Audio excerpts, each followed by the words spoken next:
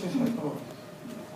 Bueno, el día de hoy me dieron el honor de poder conversar con usted, entrevistarlo y conocer un poquito más los detalles de su vida que quizás muchos jóvenes no conocemos. Lo conocemos bastante usted como animador, como maestro de ceremonias, ¿no? Como todo un personaje dentro de la colectividad, pero quizás hay aspectos suyos que los jóvenes sobre todo no conocen. Y queremos conocer un poquito más de eso, como un pequeño reconocimiento hacia toda su trayectoria. Como bien dicen ustedes, reconocido como dirigente, tanto dentro de la colectividad como fuera de la colectividad. Usted se inició también como presidente del Instituto Peruano del Deporte. ¿Cómo fue sus inicios? ¿Cómo así entró al mundo de la dirigencia? Bueno, primero hablamos de deporte. En el colegio japonés, nuestros padres practicaban mucho el béisbol. Y en Lima Lincoln más se jugaba el béisbol que el fútbol. En la guerra, en el año 45, cuando terminó todo, nos agrupamos todos los últimos de la promoción 15, 16 y 17. Año 45. No sé cuántos años ha pasado, pero ahí estamos. Entonces hicimos un club Jesús María, de puro Nikkei nomás, todo el salón de Alemania. Y participamos a un campeonato de una liga, la primera liga de Lima, porque el béisbol empezó en el Callao. Ahí viene una historia deportiva en que en esa época nosotros no estábamos integrados con la colectividad peruana, nos sentíamos más japoneses por la educación que recibimos. Entonces era difícil salir a competir con equipos peruanos del Callao, que eran toscos todos. Pero empezamos a entrenar duro, porque ese espíritu de no querer perder siempre lo tenemos los deportistas, pero no ganar alegando, sino entrenando y capacitando, hasta que llegamos a ganar el Callao con el campeonato nacional. Yo era suplente, mi hermano sí era titular. Y ahí nació la historia del béisbol. Y en aquellos tiempos nosotros los dirigentes Nikkei, como éramos muy honestos, cuando entramos a la federación y había algo que no nos gustaba, renunciamos pues, porque teníamos miedo que nos involucren. Entonces todo el mundo, los buenos Nikkei, renunciaban. No, ya no puedo seguir porque eso es eso. Entonces un día yo propuse que de aquí en adelante nadie renuncie. Tenemos que luchar, pelear y demostrarle quién tiene la razón. Entonces ya hicimos un pacto y entonces ya no renunciamos. Empezamos a tomar cargo de vocales, secretarios y sobre todo a los Nikkei siempre nos confiaba la tesorería. Y eso le digo que viene de nuestros padres, porque nuestros padres han sido tan honestos que toda la colectividad peruana respeta eso hasta ahora. Todos los japoneses son honestos, son así, son así. Entonces tenemos que agradecer pues esto a nuestros padres. Entonces ya dirigencialmente yo tengo una experiencia porque yo terminé la primaria en el 5º grado. Se vino la guerra, ¿no? Y como estaba comentando aquí el joven que me antecedió, me tuve que inscribir a un colegio nacional. Menos mal que fui con otro amigo mío que vivía cerca de mi casa. Y fuimos el primer día en el centro de primaria a un colegio moderno en de Reina. ¿Qué pasó? Que fuimos coco y con pantalón corto. Éramos los dos únicos. Entonces, como dijo, estos chinos, ¿no? Y ya, mira, tan fuerte fue la cuestión que ya no queríamos regresar. Al día siguiente, pucha, ya le comentamos a nuestro padre, pues que está feo, no. Entonces ya con mi amigo le dije, no, vamos a aguantarnos. Y vamos a demostrar que nosotros somos peruanos también. Así que entramos y bueno, hasta que creció el pelo, ya yo tenía el pantalón largo al día siguiente. Entonces yo le estoy demostrando de que la integración era importante. Era bien difícil integrarse. En los exámenes nosotros éramos tromos en el escrito, pero en el oral paso nos paramos y no podíamos hablar. Y ahora yo soy animador, pero en esta época me paraba y no podía ni hablar. Nadie puede creer eso. Pero han pasado cosas que realmente hemos tenido que alentarnos internamente para salir adelante, ¿no? Eso fue más o menos. Y deportivamente entonces ya agarramos la dirección de la federación, que era difícil porque por años lo tenían los peruanos. El Estado de la Unión, por ejemplo, no quería inscribirse a la federación. Entonces hubieron como 5 jugadores que fueron seleccionados para ir al primer campeonato, al segundo campeonato en Chile. Yo me puse ahí fuerte para que se inscriba a la federación y que esos muchachos representen al Perú. Era importante. Había oposiciones, pero al final se tuvieron que inscribir para que esos jugadores representen al Perú. No me puedo olvidar que el señor Juan Camacho Zacata, que era contrario a eso, lo llevé a un campeonato de Argentina el siguiente año, y él se emocionó cuando cantamos el himno nacional, pues allá, y él me dijo, tenía razón, tenemos que ser oficiales, ¿no? Y estar en todo lo que es la Federación Peruana. Entonces ya nos integramos ahí. Después ya trabajando, tú sabes que siempre a nosotros nos confían, así que llegamos hasta ser presidente del IPD. Gracias a eso también tuvo bastantes logros, ¿no? Gracias a su labor, hemos entendido que la construcción del Coliseo Origós, por la iluminación del Estadio Nacional también ha sido parte de algunas gestiones en las que usted ha participado. Sí, y fueron años muy difíciles. Fueron los últimos años de la inflación estaba 50% mensual. Bueno, los jóvenes no saben eso seguro. Pero una cosa que costaba 100, ¿no? Al otro mes costaba 150. Yo tenía un problema porque Mambo Par ganaba $5.000. Entonces, en ese tiempo era plata. Y a mí el IPD me daba en soles. Me lo daba un mes atrasado. Entonces ya no eran $5.000, me daban 2.500. Y teníamos que sacar por ahí otros 2.500. El Mambo Par todavía me respeta, me dice, Sensei, arigato, ¿no? Porque cumplimos con él. Pero fueron momentos difíciles, pero salimos adelante. Soportado huelgas, soportado muchas cosas, pero al final salimos adelante. ¿Qué recuerda usted de logros del deporte nacional en la época en la que usted estuvo en el IPD? Bueno, en el IPD nosotros hicimos, en la época de terrorismo, hicimos el Mundial de Karate. Hicimos el campeonato juvenil, hicimos el camino del Inca, de las motos, de Bolivia a Lima, en plena época de terrorismo. Y lo sacamos adelante. Y esto del camino del Inca es como el que hicieron ahora, ¿cómo se han visto?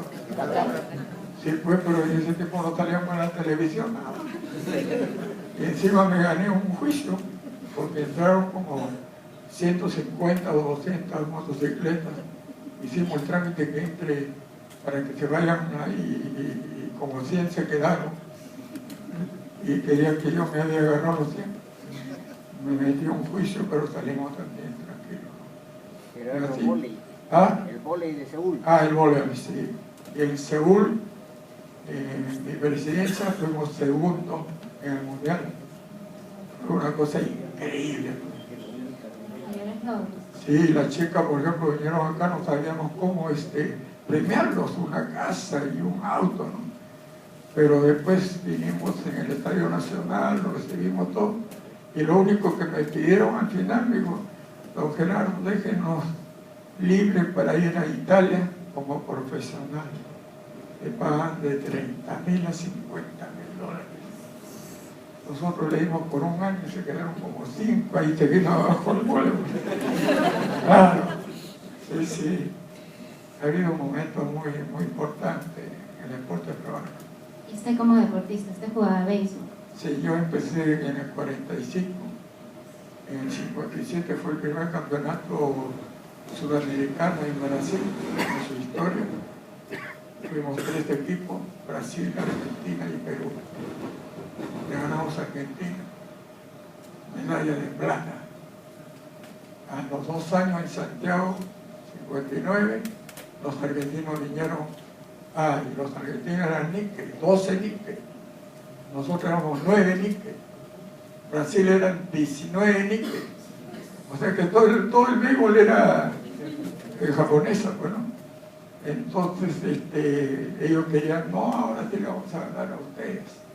No me puedo olvidar, yo era capitán del equipo y nos invitó el embajador a una fiesta, un embajador de Japón, y le di permiso hasta las 9 de la noche. A las 9 de la noche yo voy y le fue a recoger. El equipo peruano, todos afuera, estaban bailando ahí. Y los argentinos, don Gerardo, igual le vamos a ganar mañana. Bueno, mañana no vamos al campo, pero hoy día se van a dormir toditito a dormir. Y le ganamos al día siguiente. Así que sí, es como que hemos también sembrado un poco de disciplina, que es importantísimo para todos. Tanto a nivel deportivo en la vida diaria, la disciplina es importantísima. Y bueno, también sabemos que gracias a su labor dirigencial, pues usted ha recibido reconocimientos importantes, ¿no? Como los laureles deportivos. Sí. Es uno de los reconocimientos que hemos laureles tenido. deportivos normalmente se le daban a los campeones, por ejemplo, tipo Sugimizu, Olga Sato, Akio Tamashiro, bien merecido. ¿Yo por qué? Pues? Yo no he sido campeón de nada. El béisbol ha estado siempre en los sudamericanos, cuando íbamos 3 éramos tercero o segundo. Si íbamos 5 éramos cuarto o quinto. Pero ¿qué es lo que pasa? Que había una ley deportiva que también se le daba a los dirigentes. Entonces dijeron, oye, pero tú ¿cuántos años tienes? Yo tengo como 40 años. No, con 25 ya te dan. Entonces uno de los presidentes amigos me dijo, Gerardo, te vamos a dar el laurel deportivo, y me lo dieron. Pero es un justo reconocimiento también a la labor que realizó como Sí, presidente. he sido también vicepresidente del Comité Olímpico. Y donde he ido, he dejado una huella, no de esto, sino de amistad. Donde va uno, alegría, bromas, ¿no? Y eso ha quedado, ¿no? Siempre me recuerdo, oiga, todo el mundo se acuerda. Así que yo creo que son cualidades que uno ya lo tiene, ¿no? Y no tiene que cambiar, es lo más importante. Por más que te den, no puedes cambiar. Ahora he venido así porque, bueno, por respeto, porque primero es que hablo con los jóvenes. Si no hubiera venido con mi polo también.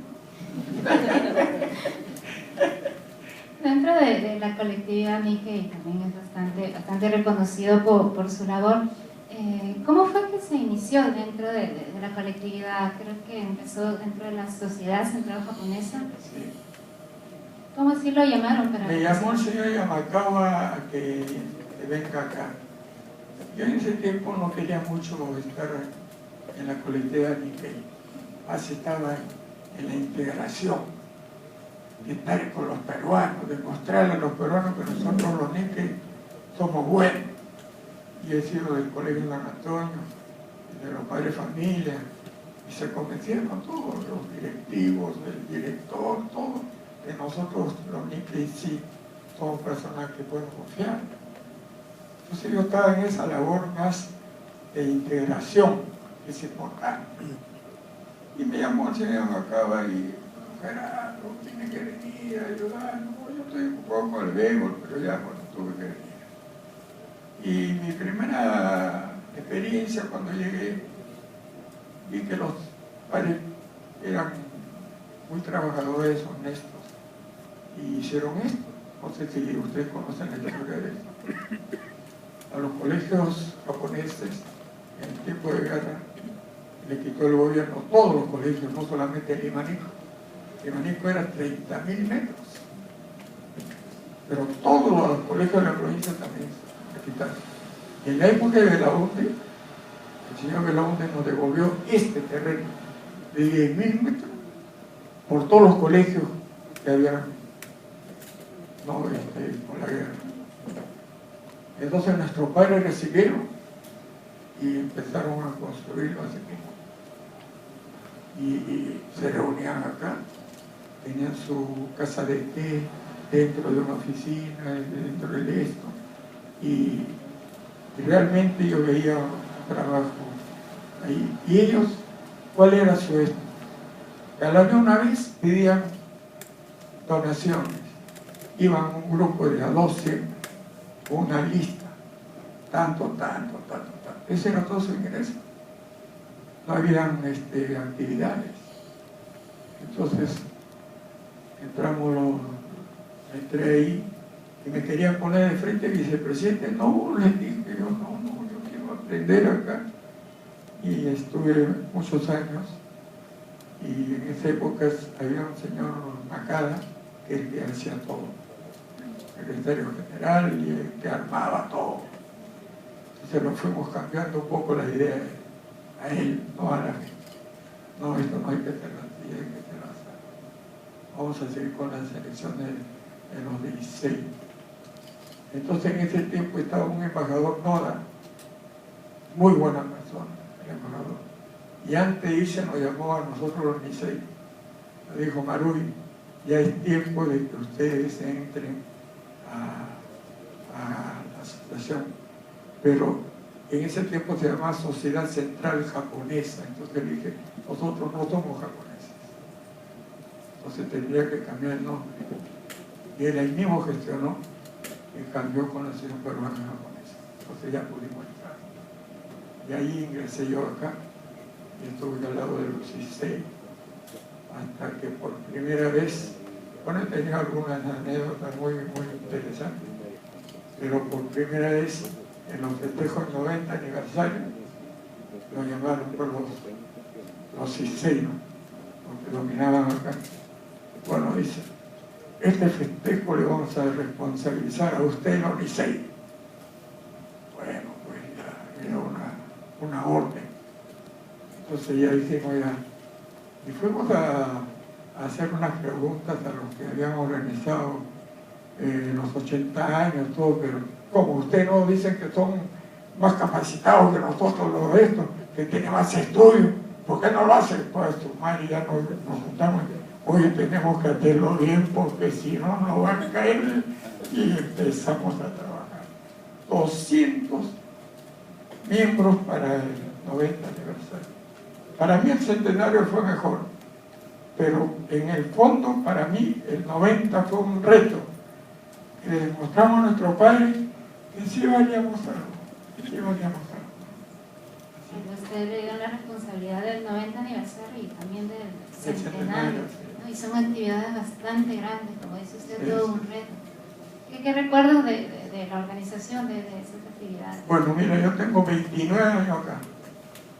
Gracias a ello, estoy como estoy, bueno. Y le echo la culpa a mis amigos. El 90 sí lo hicimos con un ánimo tremendo, porque era una responsabilidad, es un reto. Es como que yo le digo ahora a los jóvenes: ya, ustedes los jóvenes, organicen esto. Ustedes que son alevosos, que son de hacer esto. Y entonces ustedes entran y dicen: vamos a demostrarles que son buenos, ¿no? Y esto fue un éxito tremendo para nosotros. En época de terrorismo, hay un embajador Yago, que desde que vino era Contreras el señor. asistió una sola vez a una reunión, dijo, bueno, ustedes son peruanos, yo solamente atiendo a los japoneses. Se metió un lío con Alan García. Bueno, y él antes de irse me llama, me dice, Marulli, tú eres el presidente de la comisión 90 aniversario. Sí, señor. Bueno, por si acaso, y en ese tiempo le habían asesinado a un señor del Banco de Tokio, el gerente, no sé. Si usted va a hacer el festejo en grande, yo le responsabilizo a usted todo lo que va a pasar. Así que ya sabe, no haga el festejo en grande, el 90 aniversario. Está bien, señor, ya lo digo. Está esperando que se vaya, ¿no? No se fue. Una vez que se fue, porque nosotros somos muy respetuosos. Entonces ya, tranquilo. Y vino, ¿cómo se llama el embajador que vino? Kia, ¿no? No, Kia no. Kia. Entonces el señor Kia recién se había casado por segunda vez. No salía de su... Después ya lo invitamos acá, más o menos. Asistió a una reunión con nosotros. Me dice, oye, Marulli, ¿cómo dice que acá las balas y las bombas y esto? No, ya eso ha pasado, le digo, ay, pero ya no es como, ahora se han ido a provincia. Ay, ya. Entonces puedo estar, salga nomás, paséese, pero siempre bien resguardado. Entonces ahí aproveché y dije, señor, nosotros tenemos que organizar el centenario del otro año. Y no le dije nada, y algo. Dijo, sí, hay que hacerlo nomás. Y era católico. Increíble. Así que la misa en la catedral. Cuando vienen representantes, bueno, vinieron, en la realeza vino un ministro de Educación, se quedó así frío, porque asistió a Alan García a la catedral, y el coro de Nicey Callao y todo el grupo cantó el Quimigallo en la catedral. Él no podía creer, me dice, Marulli, no puedo creer, ahí está Perú, este es el Perú, ayúdenos, ¿no?, en todo. Y así es que se demostró. Y en el 90 aniversario nosotros demostramos algo que ustedes deben aprender. Cuando fui a hablar al Japón, yo no dominaba mucho el japonés. Entonces fui a pedirle para el 90 aniversario una donación. Entonces, habíamos ido un año antes nomás. Primero me dijo, no hay festejo 90 aniversario. Los festejos son 50, 75 y 100. Entonces, espérese 10 años, me dice. Entonces le dije, oiga, espero 10 años, no va a quedar ni un ojicha ni obacha, pues ya tienen pues una edad. Nosotros queremos hacer el festejo por ellos. Entonces nosotros, nuestros padres no festejaron ni el 50 ni el 75, por razones, y empezamos con 80. Y ahora nosotros vamos a hacer cada 10 años. Entonces 80, 90. Bueno, el Señor no se convenció. Y nosotros habíamos dicho el hueco del teatro, tremendo hueco, ¿no? Y cuando ya van a venir el festejo, toda la directiva me dice, hay que tapar el hueco y no enseñarle. Hay que enseñarlo y tirarlo ahí en el hueco para que vean. Entonces ese señor vino y me dice, ¿qué es esto? Este es el hueco. Le digo, ¿qué vamos a hacer? Y no tenemos plata. Así. Pero lo que más le quedó a este señor fue en la misa de Oqueo, acá, que los Oyabachan y los Oyichas venían en silla de ruedas a rezar, y eso lo impresionó al hombre. A la hora de irse me dice, oye, Marulli, vente al Japón, vamos a hablar.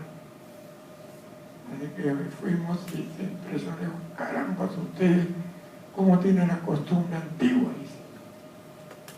Entonces nosotros tenemos en el colegio japonés también, teníamos el Shokudo, que era un edicto del emperador.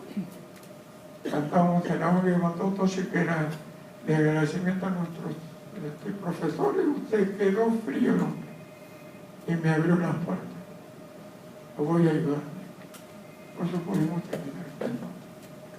Usted fue gestor justamente de hitos importantes dentro de la colectividad, ¿no? Que han quedado y que ahora podemos disfrutar, ¿no? Así Como, es. pues, la clínica Centenario, el centro recreacional y el teatro, ¿no? Sí. ¿Qué siente usted ahora que ve esas construcciones? Bueno, siento una satisfacción, pero no ha sido mi trabajo, ha sido el trabajo de todos. Nosotros trabajamos en grupo y, bueno, algunas malas lenguas dicen que soy muy democrático. Pido opiniones a todo el mundo y al final hago lo que yo digo, ¿no? Pero no es así. En una agrupación tiene que tener armonía y sobre todo confianza. Confianza. Si a mí me han confiado el Centenario, confíen en uno. Si viene por ahí hablando, uy, mira, están haciendo así, esto que aquí, esto que acá. Uy, mira la cochinada que han hecho. Uy, entonces no se avanza. Ahora, tampoco el dirigente no puede hacer caso a eso. El dirigente no puede ser, no, porque si hago esto, ¿qué dirá la gente? No, eso no puede ser dirigente. El dirigente, cuando se propone algo y su gente ha aprobado, tiene que ir hasta la final. No hay nada imposible. Ustedes vieron la clínica Centenario. ¿Quién va a creer que lo hemos hecho nosotros? Es increíble.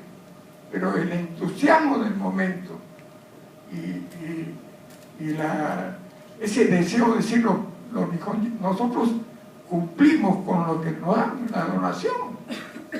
Entonces se ha podido hacer. Yo tengo dos anécdotas que no puedo dejar de contar. El señor Quitsuta era una persona que se encargó del policlínico. Fue a la Fundación Sasagawa, justamente le estuvo a su padre, ¿no? Y le pidió $200,000. Entonces Sasagawa aprobó en dos etapas, 100,000 y 100,000 al siguiente. Señor, eran 50,000 o 100,000, pero la cosa es que era una suma así. El señor recibió la mitad y ahí hizo, eran 2 pisos. Y él terminó los 2 pisos. Porque él iba todos los días a pedir donaciones acá a nosotros, a la colectividad Nikkei. Entonces cuando Sasagawa lo llama al siguiente día y le dice, señor, venga por los 50,000 o 100,000 que faltaban. Él dijo que ya no necesitaba, que ya lo había terminado. Y me cuenta el señor, porque fuimos después de muchos años a conversar, y me dice, ¿cómo está el señor Quitsuta? Sí, está muy bien, salúdenmelo. Y me contó esta anécdota, me dijo, es la primera vez en la fundación que alguien devuelve una plata, o sea, que no quiso. Y ahí le nació que los Nikkei de Perú son honestos. Entonces, de ahí en adelante, toda la donación que pedía ellos ya no revisaron. Perú, ¿de acuerdo? Y nos sucedió igual con el señor Jinnai. El señor Jinnai nos dio una plata para hacer el centro Jinnai. Nosotros no sabíamos lo del señor Quitsuta. Y cuando terminamos todo nos sobró como $22,000. Yo no fui al Japón, lo mandé al ingeniero Kondo con un video con los viejitos contentos. 20 minutos era el video. Y con los $22,000 para devolver. El señor Jinnai vio el video y le dice a Kondo, todo esto y todavía sobró. Sí. Diga, llévese los 20,000, le dijo, y utilícenlo para lo que viene.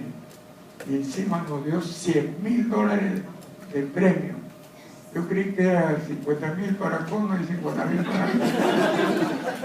Pero no era así. Pero esos son los ejemplos que nos han dejado nuestros padres. Yo les puedo contar la última, todavía que por el tiempo. Porque alguien me dice 30 minutos y yo tengo que hablar como 3 horas.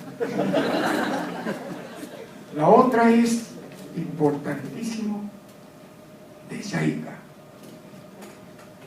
En Yaica había un programa que se llama Crédito Educativo. Argentina, Brasil, Chile, por ahí Venezuela, todo Sudamérica. Nos dieron una plata para ayudar a los estudiantes que no tenían facilidad. Entonces, cuando nosotros tomamos eso, siempre como buenos nikkei, trabajamos al sentimiento. ¿Quiénes son los que están mal? Y, por ejemplo, ¿qué padres ayudan tanto? Entonces empezamos a repartir la plata. Ese tiempo era 1 año de plazo y 4 años para devolver. Se puso como 136 niños de secundaria y tenía que devolverlo en moneda nacional. ¿Se da cuenta? Cuando vino la era de Alan, 50% de devaluación. Nosotros le damos en dólares y nos devolvían en soles. No se podía ni comprar ni una Coca-Cola. ¿Qué hicimos nosotros? Los pocos dólares que nos quedaron, suspendimos el crédito educativo, llevamos la plata de Estados Unidos y lo guardamos. Hasta que pasó estos Fujimori, se compuso todo y nuevamente. Pero ¿qué pasó? Hubo un cambio en la dirigencia de crédito educativo. Entraron los jóvenes, como ustedes. Completamente distinto. Ya no era cuestión de sentimiento. No, don Gerardo me dice esto, me dice. Aquí tenemos que ayudar a los que están por terminar la carrera, ¿no? Entonces a ellos hay que ayudarlos para que ellos ya sean profesionales, entonces ya pueden devolver, no tienen que devolver a los padres. Entonces empezamos a prestar así, y a los que prestaban, a los que ingresaban, tenían que tener una nota. Si no tenían una nota, no le daban ya. Nosotros no sabíamos nada de esas cosas, pero los jóvenes dirigentes lo hicieron tan bien que han salido un viceministro de Educación y el congresista de este programa. Ese congresista no me puede olvidar. En el centenario viene y me dice: don Gerardo, usted me ha ayudado con mi educación, yo quiero contribuir, voy a hacer un seminario de tal de su especialidad. Y lo hizo. Y recaudó como $10,000 y nos los trajo. ¿Cómo siente todo? Pues qué lindo, ¿no? Entonces sirvió este programa, y ese programa en todos los países ya había fracasado. Solo el Perú sigue, después de ¿cuántos años? Ya casi 20 años. Entonces mi bandera cuando iba a Yaica siempre le sacaba esto: Señor, nosotros todavía tenemos el crédito educativo. Y ellos nos dicen: ¿cómo han dicho con esa inflación de 50% de los dólares? Entonces ahí se ha demostrado que nosotros sí, cuando nos hacen una donación, pensamos bien, tratamos de cumplir. Y esas son las cosas que van quedando para el futuro, porque quiero que no nos valores, no, que sigan el mismo camino. Eso es lo que es nuestra preocupación. Yo estoy seguro, porque ya de lo que he escuchado, ellos tienen los sentimientos también iguales.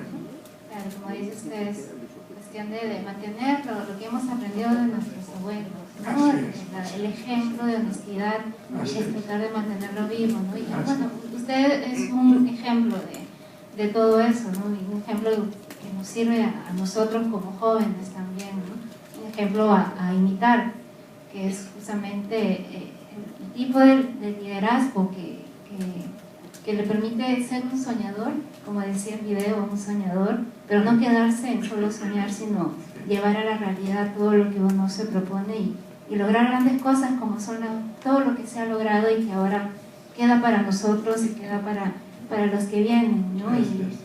Y bueno, como bien decía Jung, ¿no? O sea, creo que lo que los jóvenes queremos o soñamos es también poder llegar algún día a ser también un líder que pueda lograr grandes cosas, ¿no? Poder estar en el video, como decía decía algún día, ¿no? Sí, va a estar gordo, va a estar.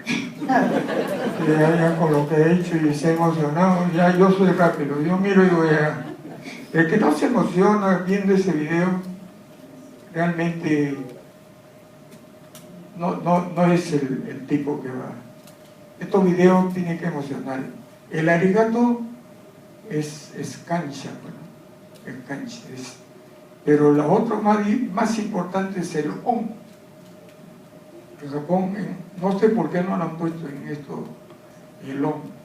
El on es algo que cuando tú recibiste un favor, no debes olvidar nunca. Y el on gaeshi quiere decir que algún día tú tienes que devolver ese favor. Eso no hay que olvidarse. Es muy importante. El gordo va a estar bien. Lo vamos a controlar. Bueno, como usted dice, no hay que olvidar, ¿no? Y lo que queremos es justamente eso, ¿no? No olvidar las cosas que usted también como persona ha logrado gracias a su labor, ¿no? Gracias al kimochi que ha demostrado en cada una de las actividades, y es lo que nosotros también debemos tratar de imitar, ¿no?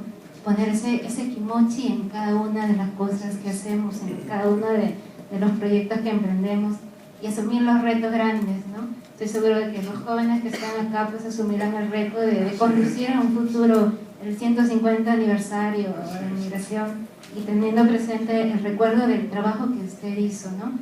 Y como decía el video y como decía el Olichan de Yum, nuestros Olichan, no hay que dejar de agradecer. Y justamente este pequeño reconocimiento es para poder agradecerle a usted por todo lo que No ha tiene hecho. que agradecer nada, no tiene que agradecer nada. Yo lo único que quiero es, para terminar,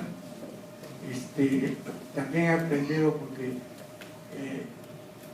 cuando uno trata con Japón, es importante el protocolo. Los jóvenes a veces de protocolo no saben mucho. Yo también no sabía nada. Y no me interesaba el protocolo. Que venga ahí, que se siente allá. Pues. Qué bueno que hable. Pues. No, yo aprendí en Japón. Primero el horario. Pucha, que tengo unas anécdotas. Por 5 minutos no me atendieron. Y cuando le dije, bueno, vengo mañana, no me dijo. Está todo el mes separado, ya no. Hasta el otro mes yo tenía que regresarme en 15 días. Pero señor, yo he venido de Perú. No, lo lamentamos mucho. Ya se le pasó su hora. Y así, el horario primero y el protocolo. ¿No? Tiene que ir como presidente. Recién ya te toman en cuenta. Y cuando hay una persona de una nivel, nadie va y lo tutea. Pucha, nosotros como somos peruanos, yo pues empecé a tutear ahí a lo grande. Pucha, y el señor que iba conmigo de la embajada, oiga Maruiza, no es así, esto hay que hacer así. No, pero yo soy peruano. Le digo, sí, pero no, tiene que ser así. Y nosotros aprendimos, de acuerdo, cuando íbamos a pedirle dinero a una persona, cuando el señor Shinai nos invitaba a comer, yo me sentaba del frente. Y hacía un calor tremendo. Es así. El Estadio Unión era chiquito. Y todito teníamos que ponerle en la primera fila. A su madre. Entonces, el señor de Okinawa, el Morocheta, lo pusieron en tercera fila. Tiene que ser en la primera, vamos a ponerlo. Viene acá y ahora los de Perú venían con su señora. A estudiarlo, no le iba a decir a la señora, usted pase para atrás. Nos faltó tiempo, entonces yo me puse en la esquina. Yo era el presidente de la comisión, me puse en la esquina. Entonces viene el señor, ese japonés, que me dio duro, viene y me dice, Maru, tú no puedes estar ahí. Tú siéntate donde yo estoy, señor, le digo, estamos en el Perú. Usted en el Japón se queda ahí. Usted se queda ahí. Y él quería que yo me siente ahí. Ese es el protocolo. Para mí, cuando fui jefe de IPE, me di cuenta también. Me invitaban a la barriada que le hice un campo. Me citan a las 12 del día. Voy a las 12, no hay nadie. Ni el que barre. Llegaron a la 1:30. y me sentaron a un lado. ¿Cómo es esto? Recién me sentí y dije, ¿cómo es esto? Pero a ellos no les importaba y a mí tampoco, porque como para mí no me interesa que me sienten allá acá, pero sí en el Japón aprendí que el protocolo es muy importante. El otro punto es cuando hay estas reuniones, me supongo que hay un tema o no. ¿Hay un tema? Hay un tema. ¿Qué cosa era, hermano? ¿Ah? Identidad NIPE. ¿Hay algunos acuerdos? ¿Sí? ¿Hay acuerdos? Ya. La experiencia mía fue así. Me fui al Japón, he ido 2 veces a la reunión de Kaikai Shimbun Taikai. Todos los periódicos de ultramar se reúnen una vez en el Japón. Todos los años, 2 veces he ido, son los mismos temas. Quejas, que uno era diario, ya es quincenal, el otro no tiene plata, ya no es quincenal, es semanal. El único que no discutíamos nosotros, pero siempre estábamos más caídos que la patada, pero no, nosotros estamos diarios, no necesitamos nada. ¿Te das cuenta? Como vos ves, ¿ya? Entonces, en la segunda reunión, había un profesor de la Universidad de Tokio, se llama Saruta. No puedo leer porque Saru es mono, pero entonces se me quedó eso. Ese señor lo llamaron y lo primero que dijo, y es lo que voy a decir. A ver, señores, el año pasado, ¿qué acuerdo hubo? A ver, que lea. Y había como 12 acuerdos. Uno, tal. ¿Qué se hizo? Nada.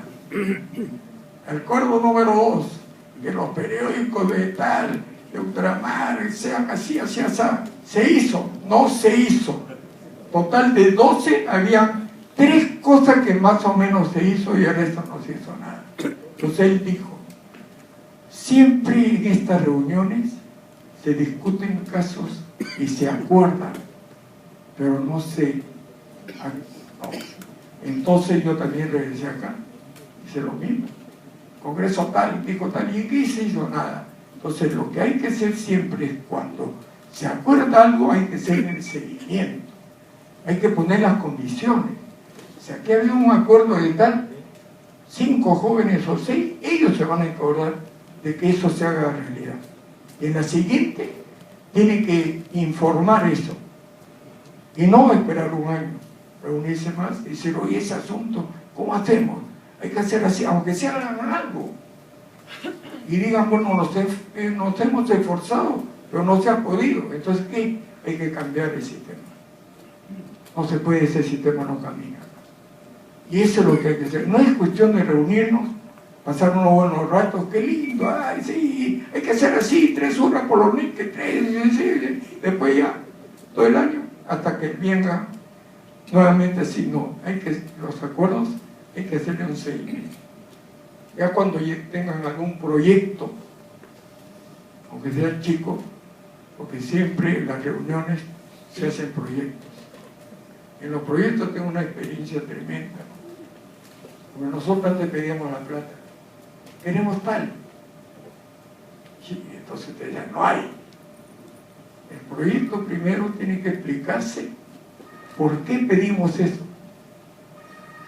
que con eso nosotros vamos a ayudar a todas estas personas, o vamos a hacer esto. Ese es el número 1. La explicación tiene que ser más que el proyecto mismo. Cuando se hace el proyecto financiado, lo que tiene que verse es cómo se va a financiar. Nunca hay que pedir el total. Tiene que pedirse una etapa. Si es chica, 2 etapas. Si es grande, 3 etapas. Entonces nosotros queremos la primera etapa hacer esto. Y para esto nosotros tenemos tanto. Y nos faltaría esto. Entonces esa empresa o la persona que lo va a donar, te dona esa parte. Si tú cumples la primera parte, que la vas a cumplir, la segunda y la tercera te sale. Es así. Los proyectos no es decir, queremos esto, ¿sí? ¿Cuánto cuesta ya? No. Siempre háganlo por etapas. Y cumplan la primera etapa, que es importantísimo. Así que ese es más o menos lo que... Y otro día, si quieren más consejos, me llaman, pues nos tiramos unas 3 horas. Pues. Y definitivamente usted tiene tanta experiencia que hay mucho para aprender, que media hora queda cortísimo. Sí, yo le dije, en media hora no puedo ni decirle nada. Pero definitivamente creo que como jóvenes quizá vamos a buscar oportunidades de poder compartir.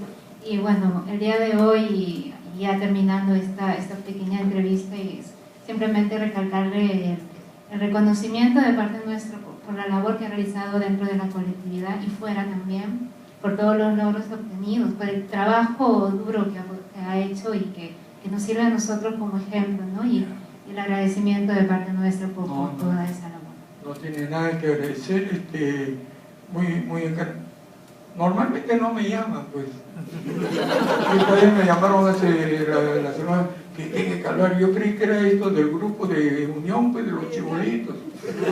Porque ya yo estaba preparando, pues, a decirle a los chibolos chiquitos, ustedes tienen que hacer así. Pero después me dicen, no, es un congreso, ay, no te creo. Entonces, lógicamente, he venido con mucho gusto y relatar algunas experiencias. Tengo muchas anécdotas, siempre positivas, y que cuando ustedes quieren hacer algo, lo más importante es la armonía. Y cuando se acuerda algo, porque hay que discrepar antes, hay que discrepar, no, sí, todo, pero en casa. Y una vez que se acuerden, todos tienen que ayudar, si no, no se logra nada. Y hasta que no lo logre, es como en el béisbol o en el esto. Nosotros cuando entrenamos duro y campeonamos, llorábamos. Yo nunca he llorado cuando he perdido. Cuando he perdido nos hemos reído, ¿qué pasó? Nos faltó entrenar, tenemos que entrenar 5 días. O sea que hay que hacer eso. Cuando uno se sacrifica y triunfa, que se triunfe todos.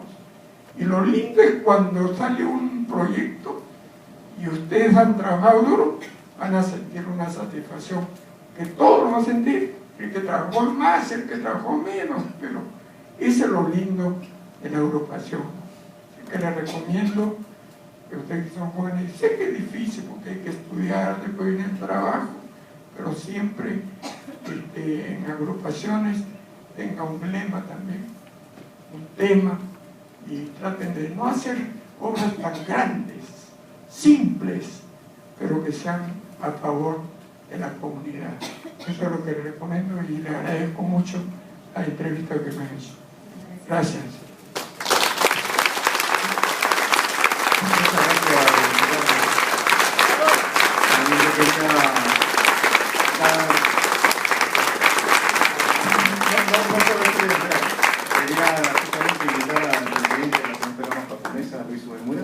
Para que le puedan entregar un distintivo por su participación en este congreso.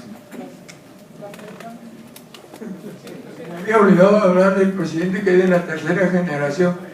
La verdad, la cosa, cuando ya Luchito iba a ser presidente, dije, pero 3ª generación, como me dijeron nuestros padres, usted no ni sé qué, usted no sabe qué. Y me resulta tan bueno que ha cumplido con todos los compromisos y bueno, ya aprendió duro, ¿no has aprendido? Ah, sí, está bien. Qué grande, muy agradecido. Realmente no me lo esperaba. Ya a la vejez me emociona mucho, se me cortan las palabras. Le hago una foto.